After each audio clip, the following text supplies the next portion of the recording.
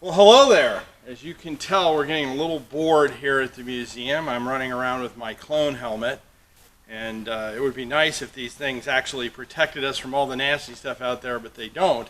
An interesting thing, though, and this is a Fred fun fact, is that George Lucas modeled all of the space battles, the spaceship battles, after World War II newsreel footage. So there's one you can win a bet at a party for a drink maybe. But yeah, he thought that that was really cool. Spaceships really don't move like that in space, but they look very cool in Star Wars. And so with that, we'll move into our Warbird Wednesday. Greg, I'm going to toss this to you out of frame. Good catch. We are social distancing here today. Welcome to Warbird Wednesday. My name is Fred Bell, and behind me, we're going to do a little interesting thing today. We're going to do a twofer here. We're going to give you two airplanes that actually their history is a little intertwined. And you're going to go, well, how is that? And I'm going to show you what I'm talking about. But behind me here is one of the real beasts of World War II, the Corsair, the Chance-Vaux Corsair. This airplane had its genesis prior to World War II, was actually designed and actually flew. It was one of the airplanes, along with the P-38, that made 400 miles an hour in level flight. That was one of the big milestones of aviation. You know, we talked about last week, you got to remember that prior to this, we were dealing with airplanes that were mostly made out of fabric and wood, and they were biplanes. You know, they had two wings. These all-metal construction, all-aluminum aircraft were a huge, huge step forward. And so this airplane here represents, when we're talking about Star Wars, this actually represents the Star Wars type technology at that time. 400 miles an hour was a huge milestone.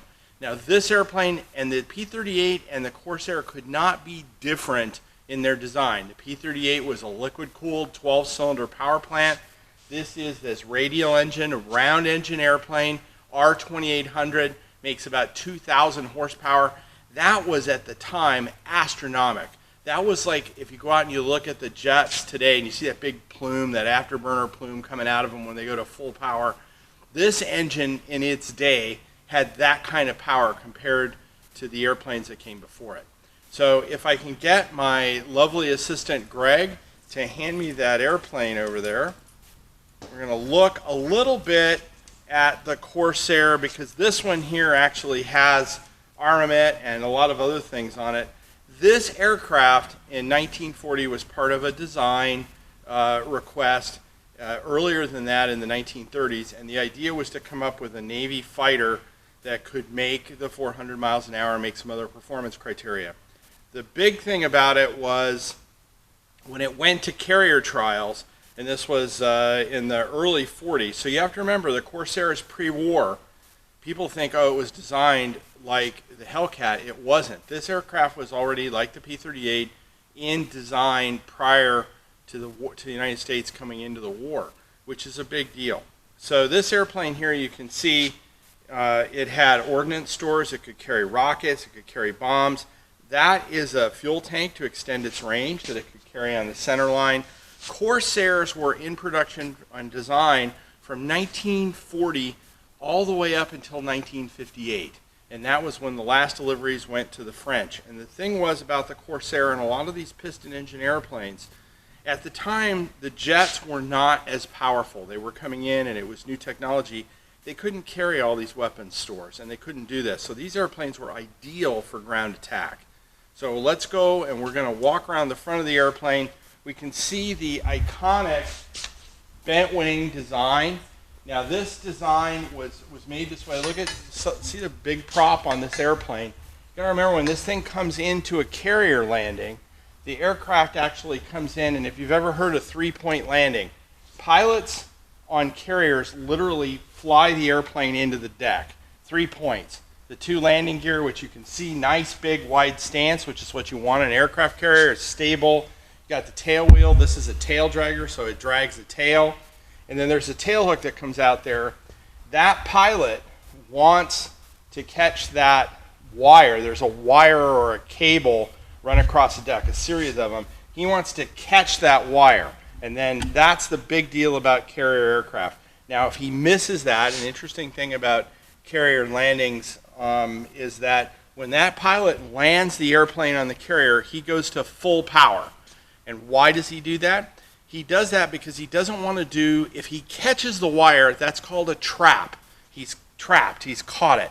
If he misses the wire, it's called a bolter. And a bolter means that he has to go around. So when he hits that deck, if he doesn't feel that pull, he will immediately go around. He missed the wire and go around. That is a big no-no. Back in the day, they had flagmen that would tell the pilot as he was coming in if he was in the right glide slope and everything. They've done away with that now. They have an instrument landing system that brings these aircraft in. But in the day, there had to be quite a bit of finesse to fly one of these airplanes on the deck. They were not easy to get down. But with bent wings, one of the things was they figured out is they want to get that power plant up really high. And the reason was the tip of that prop. The tip of that prop, when the airplane hits the deck, they didn't want that prop digging into the deck, hitting the deck. You hit that prop, whether it's a land-based airplane or anything else, and you're having a really bad day at that point. Pretty much the airplane is done, and you have to go and take it apart if you don't have even bigger problems. So let's walk around. So you can see the nice big stance of the aircraft. You can see the exhaust ports. Again, this big double wasp sticking out of the front of it. The other thing is you can see a nice big, as we talked about with the P-51, this wide stance landing gear, very stable. You can see the armament. Now the armament on this aircraft is 6 50 caliber machine guns, as we said, extremely high rate of fire. The big thing about this was a real lucky accident that the United States had this gun and they decided to arm their aircraft at the beginning of the war with it, because this turned out to be a real game changer, and we're going to talk about that here in a second. I am going to hand this airplane off to Greg off camera. Tremendous production value we've got going on here. And what we're going to do is we're going to walk over here, because I promised you a twofer. We're going to compare and contrast two airplanes, both that were designed at the same time frame. So come on and walk with me. So what we have here, when you come to the museum, there's two things that are really cool. One is that you actually have this airplane, 301, on final landing on a carrier. Big mural that was done by Stan Stokes, one of the greatest living aviation artists in the world. And then also, we got this really, really cool and intricately made cutaway that's made out of metal. But the nice thing is it shows all the little various pieces of the airplane. There's the machine guns that I just talked about with the gun belts. There's a cutaway of that engine. You can see all the stuff in there. There's oil reservoirs, stuff like that. You got to remember, this airplane was air-cooled, and that means that the air went over it. There's no radiator in this airplane.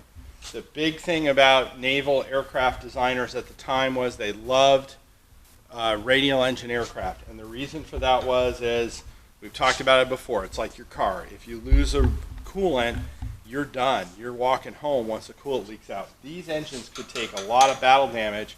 As long as they had oil and ignition, they would keep running. They were very, very tough. So you can see all the stuff in here. There's the pilot, some radio equipment, cables, all this stuff. All these ailerons and flaps and everything are run by cables. Talk about that arresting gear, the tail area there. There is the rudder. Remember, we talked about the control surfaces on these airplanes are still fabric, and that's the case in this airplane. Now, interesting thing that I have here is we have two airplanes that are intertwined by history. We have the Corsair that flew in 1940.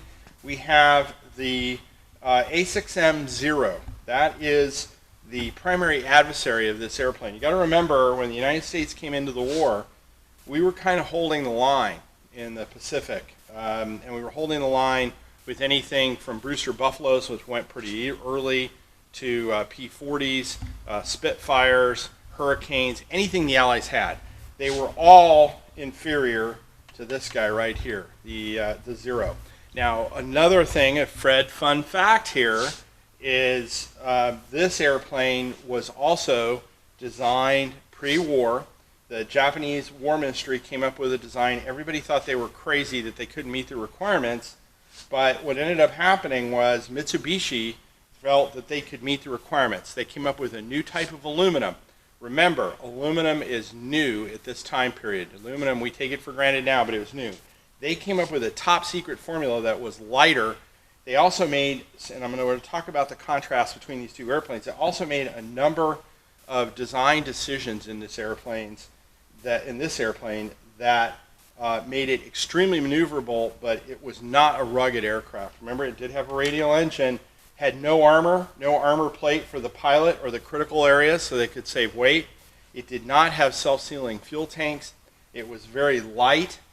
It was extremely maneuverable. It had a very low stall speed, and it was extremely maneuverable. So the difference between these two airplanes is you can think about the Corsair as maybe the heavyweight fighter getting in there to punch. It had armor plate, it had self-sealing fuel tanks, it had a lot of safety and battle features.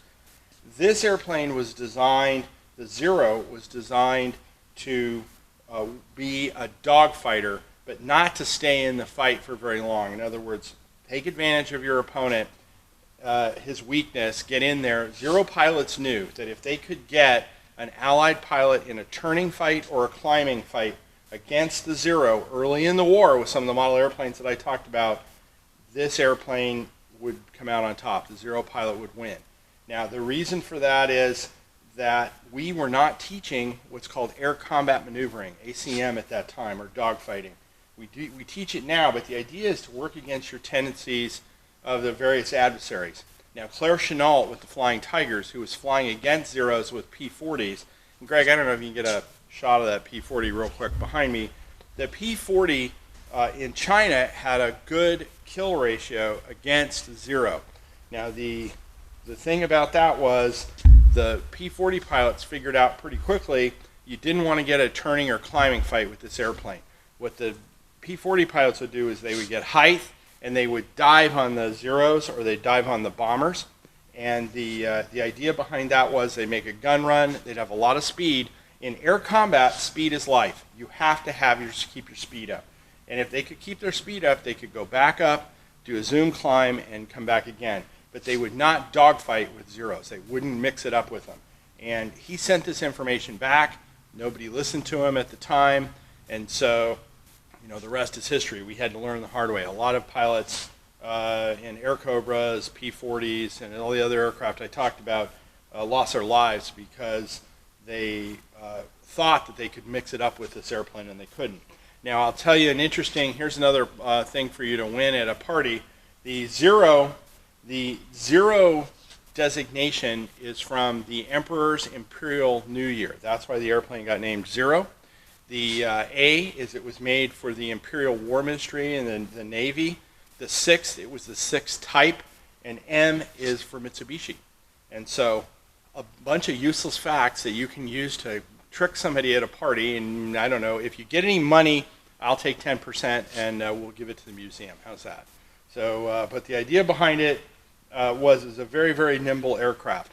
By 1943, when the Hellcats and the more modern U.S. fighters were coming into their own, the Zeros started to fall away because the Japanese never really caught up.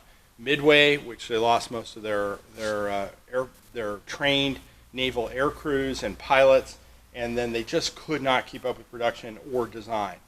Now, the Corsair, when it started doing its carrier trials, the pilots did not like it because it had very difficult low-speed handling issues. They also called it the hose nose because you could see it's got this huge front nose, and so visibility on this airplane when they were landing on carriers was not good. Some of it called it a widowmaker. When it went to carrier, when it actually went to the fleet, because there were a couple of squadrons that actually got to the fleet, the pilots that flew it liked it. At that time, it still had, this aircraft does not have it. It was made by, it had a birdcage canopy, and we've talked to birdcage canopy. That is all that little lattice work that kind of looks like a birdcage. This aircraft is a more modern version with a bubble canopy that we'll talk about in a second. But what ended up happening with the Corsair was the the Navy was committed to a new weapons system. That time they didn't call it that, but the weapon system was the Essex-class carrier, which was the new carrier that they were bringing out, and they had designed the Grumman Hellcat in a year, and that was essentially designed to beat the Zero. The Navy brass really liked the Hellcat and wanted the Hellcat there. The couple of squadrons that were in the Navy at the time transitioned to Marines. The Marines used these in Guadalcanal and in the Solomons and fought up the Solomon chain. But this aircraft could outdive and outclimb the Zero, and the later models could completely best this aircraft in combat. Another Fred fun fact, the Zero, the code name for the Zero was Zeke, and the Allied code names for fighters were male names, like Zeke and Oscar, and the bomber names were women's names, like Betty and Kate. And that's what they didn't want to pronounce the Japanese names, so they came up with easy names for them to remember it. I'm sure one of you aficionados will tell me why they did that, but in this video we're not going to go that deep. But this is a really good representation of these two airplanes. Both of these airplanes, the Japanese were fighting in China, and this airplane got its, this is pre-World War II, pre-entry of the United States. This airplane and this airplane both came in out of development at relatively the same time. And so it's interesting that they're intertwined and that their fates were intertwined in the war. Now, we talked a little bit about armament, and Greg, maybe you can come around here, because I always try to give a visual aid if I can. If you can see these shells, we talked about this is a 50 caliber bullet. This is the bullet and the machine gun that's in the Corsair. The Zero had 20 millimeter cannon shells. It also had machine guns in it, but look at the size differential of those two shells. What do you take away from that?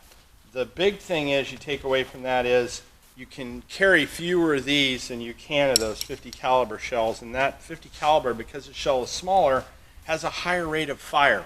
So 20 millimeter cannons were good, but remember, you've got to hit the other guy with the bullet, and if you don't have a lot of rounds, that's not a good thing. Rounds, obviously round, but if you don't have a lot of bullets, that's not a good thing. Of course, this piece, whether it was in the Corsair or the Zero, the top part of this went. This is the piece that would hit the airplane. This cartridge would drop out through a hole.